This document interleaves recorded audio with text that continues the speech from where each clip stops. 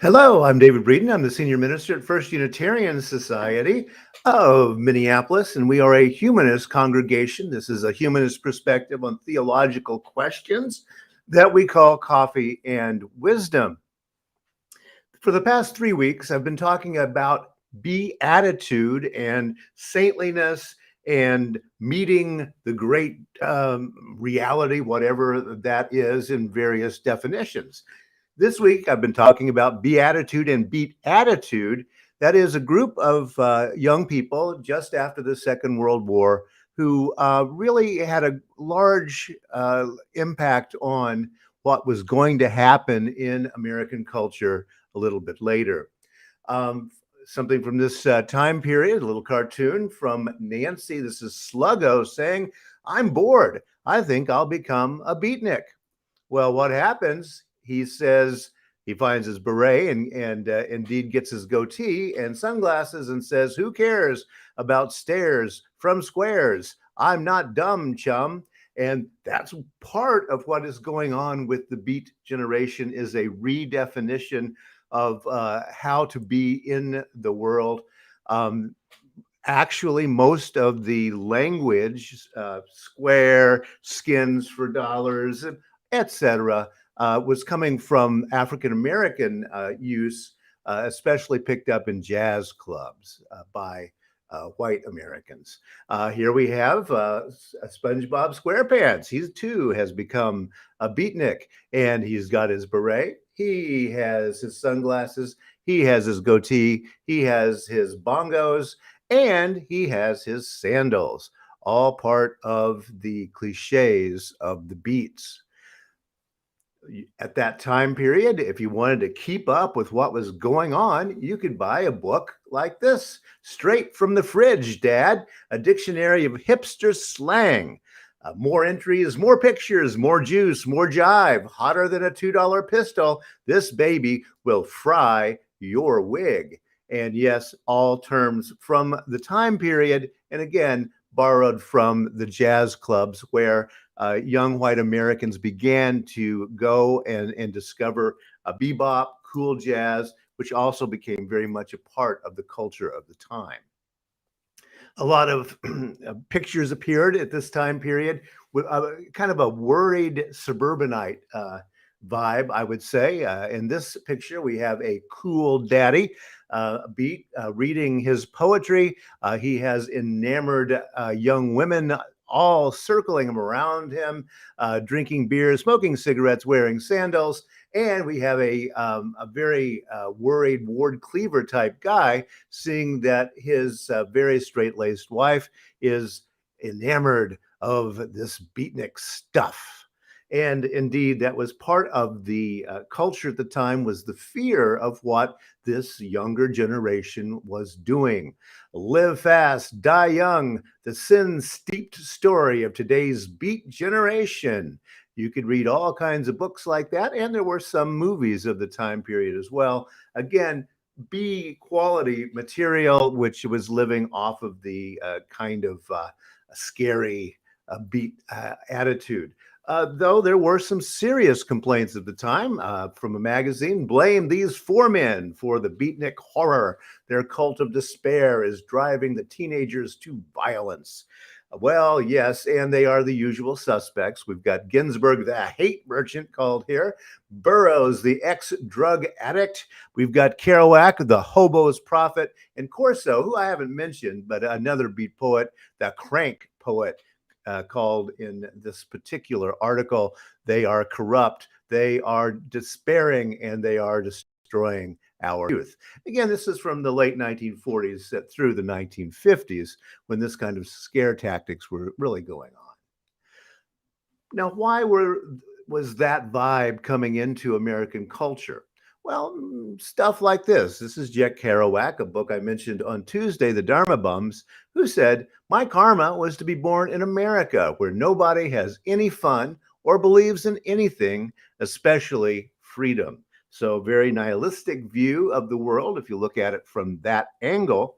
But from the beat angle, we're going to reject this materialism, which goes nowhere, and instead embrace a spiritual existence. So beat to the Beats was the root and soul of being beatific. That's where the word comes from. And from Wikipedia, in Christian theology, the beatific vision is the ultimate direct self-communication of God or the holy to the individual person. So the Beats were out after that kind of religious spiritual experience. Few quotes. William Burroughs, one of the big three, said there is a basic incompatibility between any organization and freedom of thought. Again, you see this strain going through the Beat attitude. They're always going to say the square, the normal in American culture is somehow boring and definitely in chains and within walls rather than embracing freedom. He also said sometimes paranoia is just having all the facts. And that is one of the aspects of William Burroughs that has been very interesting over the years, seeing who takes on this kind of paranoia that he wrote a great deal about. He also wrote, most people don't see what's going on around them. That's my principal message to writers. For God's sake, keep your eyes open. Notice what's going on around you. And there you have it. Be aware of reality, question reality, and in that way, one embraces freedom. I mentioned Jack Kerouac, again, one of the big three from the time, especially his book On the Road, which defined the Beat generation in many ways. Jack Kerouac was not happy about that, frankly, but it did become part of the beatnik myth of the day. Famously, he was exploring what he called spontaneous prose. You can look up online an essay he wrote called Essentials of Spontaneous Prose.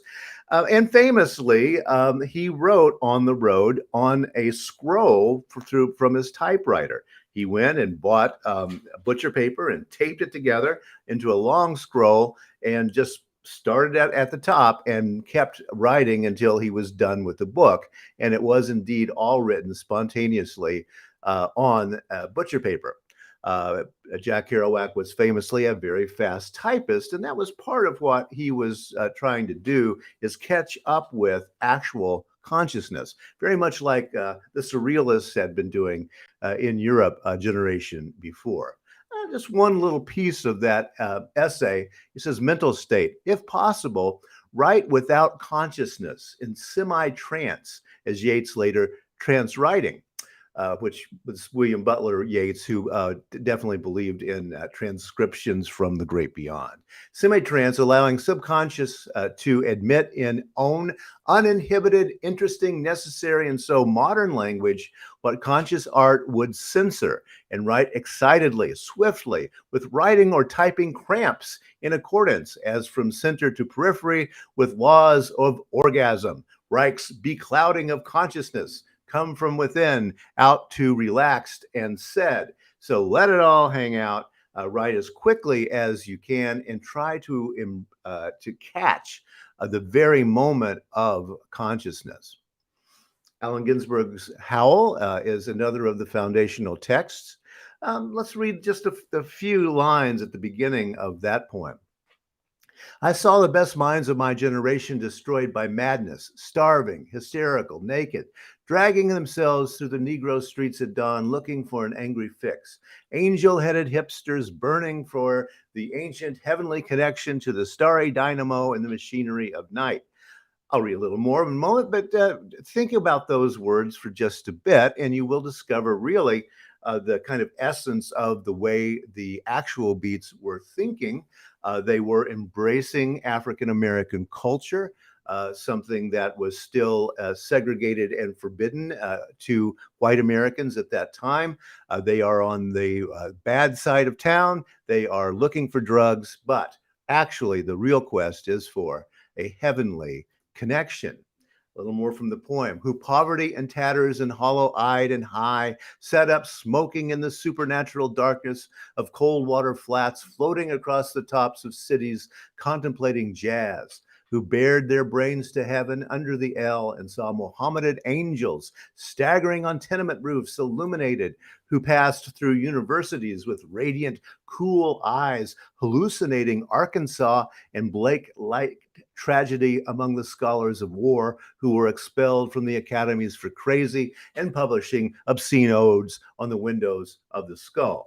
All of these things are actually autobiographical, but he's putting them into a very highly poetic view.